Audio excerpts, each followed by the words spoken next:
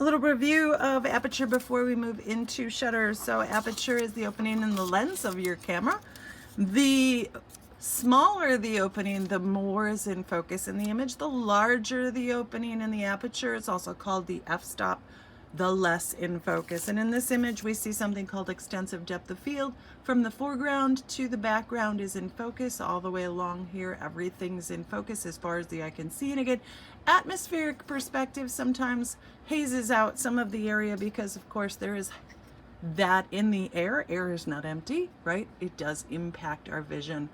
But an example of extensive depth of field using a very small aperture opening, or f-stop, f22. The bigger the number, oddly enough, the smaller the aperture. Thus, in contrast, the larger the opening, the smaller the number. This is a great example of very shallow depth of field. In this picture, only this area right here is in focus. Very small amount. Even the foreground of the glasses and the background of the glasses is out of focus.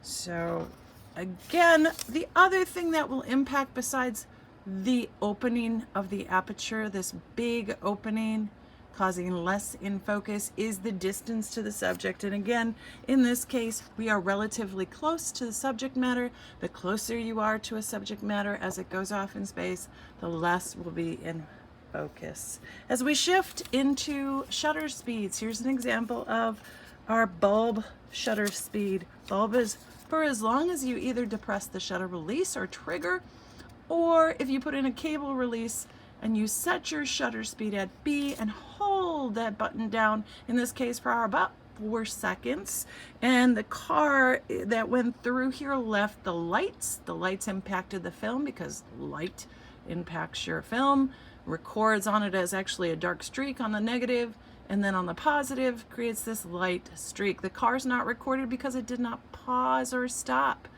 So an example of bulb exposure and night shooting. Very important, by the way, this camera just sat on the top of a car to record the image.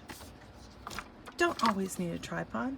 Here's an example, conversely, of fast shutter speed. So we're looking at an object that's in the wind, several objects in the wind, clotheslines, and you'll notice that there is a little bit of movement in here. So not a super fast, not what I would say is a super fast shutter speed. You're not looking at a 2,000th of a second, but you're probably somewhere in 250 to 500 because it didn't totally freeze all aspects of this picture. I'm betting about 250. These are from my college days, so I don't really exactly remember. I have the notes somewhere, honestly. And also remember, you know, as you edit photos, even small touches can change things. This photo was edited. I felt there was a lot of lean in this picture and I wanted a little less lean, a little more accuracy.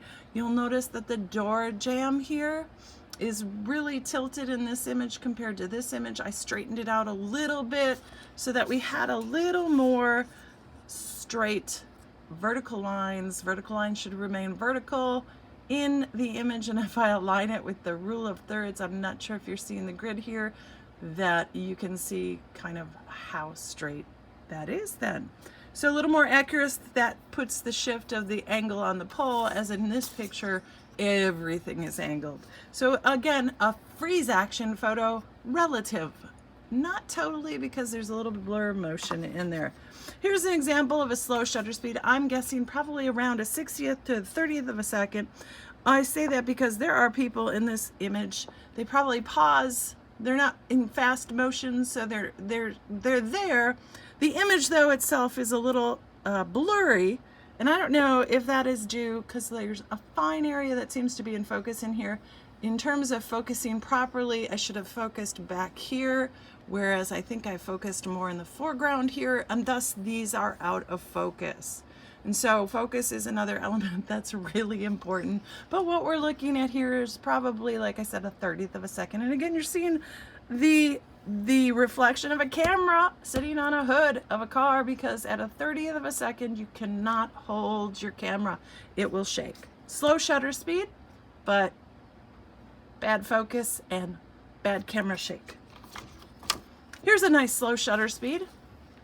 And again, as I look at this image, this person passing through this image paused. This is a good example of an exposure that is in focus. Notice the focus throughout the picture. The only thing that's blurred is the figure in motion. So the image is correctly focused. It is using a very slow shutter speed.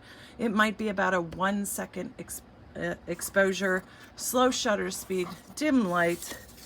And so another example of shutter.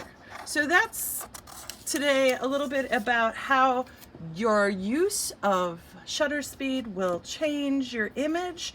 And again, shutter speed is really about, when you use shutter speed and select it, it's about how you want to record movement.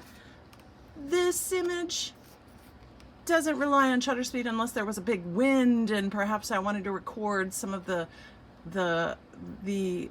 grains blowing in the wind, or the clouds, even if they were moving, so I could use a slow shutter speed. But the real focus of that picture and this picture is aperture. There's no movement in that picture. It's when movement is present in an image that you want to consider how you want to record that movement.